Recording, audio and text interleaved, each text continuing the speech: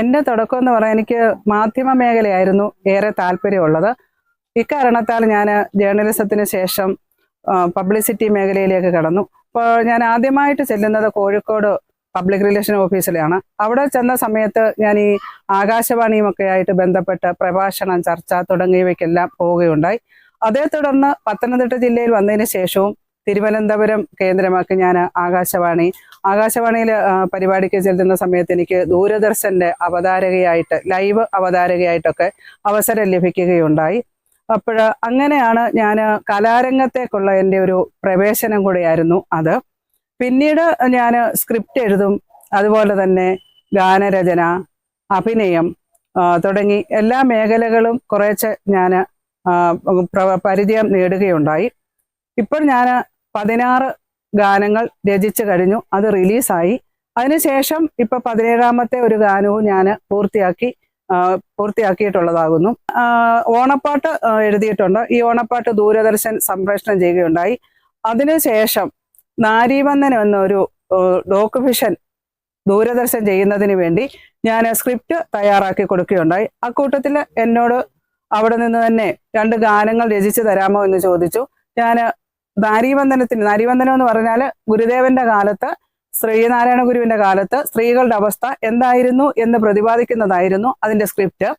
അതിനെ ആസ്പദമാക്കി ഞാൻ ആ നാരീവന്ദനം എന്ന ഡോക്യുമെന്ററിന് വേണ്ടി 2 ഗാനങ്ങൾ രചിക്കുകയുണ്ടായി. ആ 2 ഗാനങ്ങളും ദൂരദർശൻ ഈ ഡോക്യുമെന്ററിയിലൂടെ സംപ്രേഷണം ചെയ്യുകയുണ്ടായി. അതിനുശേഷം ഞാൻ ഭക്തി ആൽബങ്ങൾ കൂടുതലായിട്ട് ചെയ്തിട്ടുണ്ട്. അത് കൂടാതെ ഓണപ്പാട്ട് നിർമ്മിച്ചതാണ് ഞാൻ ആദ്യമേ തന്നെ പറഞ്ഞു. ദൂരദർശൻ അത് സംപ്രേഷണം ചെയ്തു. പിന്നെ ഭക്തി ആൽബം എന്ന് പറഞ്ഞാൽ മലയാലപ്പുഴ, മൂകാംബിക, പനച്ചിക്കാട് എല്ലാം കൂടി, ആ ക്ഷേത്രങ്ങളെല്ലാം കൂടെ കോർത്തിണക്കി ഞാനൊരു ഗാനം രചിച്ചു.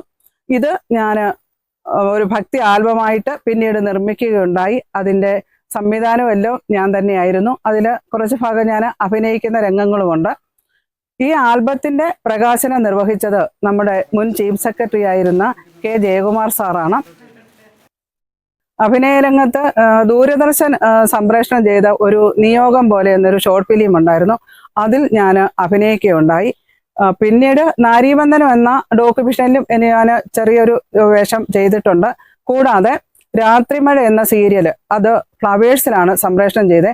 അതിലൊരു ഡോക്ടറുടെ വേഷവും ഞാൻ ചെയ്യുകയുണ്ടായി. പിന്നീട് ഞാൻ സർക്കാരിൻ്റെ കാലത്ത് കോവിഡ് ജാഗ്രതാ പ്രവർത്തനങ്ങൾ ആസ്പദമാക്കി ഞാനൊരു ഡോക്യുമെന്ററി ചെയ്തു. അതിലും 2 ഗാനങ്ങൾ രചിച്ചിരുന്നു. അത് സർക്കാരിന് വേണ്ടി ഞാൻ നിർമ്മിച്ചതായിരുന്നു. മലയാളമായിരുന്നു എനിക്ക് ഏറ്റവും ഇഷ്ടപ്പെട്ട വിഷയം.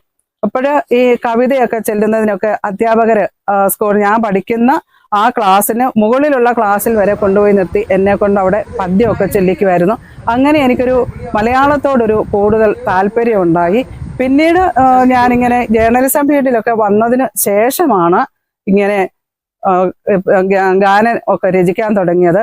പിന്നെ ഞാൻ ഈ കഴിഞ്ഞ ഇടയ്ക്ക് ശബരിമല സീസണോട് അനുബന്ധിച്ച് മറ്റൊരു ഭക്തി ആൽബം രചിച്ചു. എന്ന് പറഞ്ഞാൽ അത് അയ്യപ്പനെ കുറിച്ചുള്ള അയ്യപ്പ ഗാനങ്ങളാണ്. അയ്യപ്പ ഗാനമായിരുന്നു രചിച്ചത്. അതിൻ്റെ ഒരു ഭക്തി ആൽബമാക്കി മാറ്റി. പിന്നീട് പന്തളം കൊട്ടാരത്തിൽ നമ്മുടെ ജില്ലാ കളക്ടർ പ്രേംകൃഷ്ണൻ സാറും അതുപോലെ തന്നെ തിരുവല്ല RDOയും കൂടി വന്ന് അവിടുത്തെ പന്തളം കൊട്ടാരത്തിലെ രാജപ്രതിനിധികൾക്ക് നൽകിയാണ് അതിൻ്റെ പ്രകാശനം നിർവഹിച്ചത്. ഈ മേഖലയിൽ ആദ്യകാലത്ത് ഞാൻ പറഞ്ഞാൽ എൻ്റെ ജോലിയുടെ തുടക്കത്തിലൊക്കെ നമുക്ക് തോന്നുമായിരുന്നു. കാരണം വളരെ ബുദ്ധിമുട്ടാണ്. കാരണം നമ്മൾ ഈ ജേർണലിസ്റ്റുകളാകുമ്പോൾ സമയം തെറ്റിയാണ് നമ്മൾ പോവുക വരികയൊക്കെ ചെയ്യുന്നത്. കാരണം ഇതിനൊരു ഇന്ന സമയത്തെ പോകാവൂ വരാവൂ എന്നൊന്നുമില്ല. അപ്പോൾ ആ സമയങ്ങളിലാണെങ്കിലും നമ്മൾ യാത്ര ചെയ്യാനും ഒക്കെ നമ്മൾക്ക് ആവശ്യമായി വരും. പക്ഷെ അതെല്ലാം തരണം ചെയ്ത് വരാനുള്ള ഒരാൾക്കാണെങ്കിൽ ഏത് രംഗത്തും കടന്നു വരുന്നതിന് യാതൊരു ബുദ്ധിമുട്ടുമില്ല.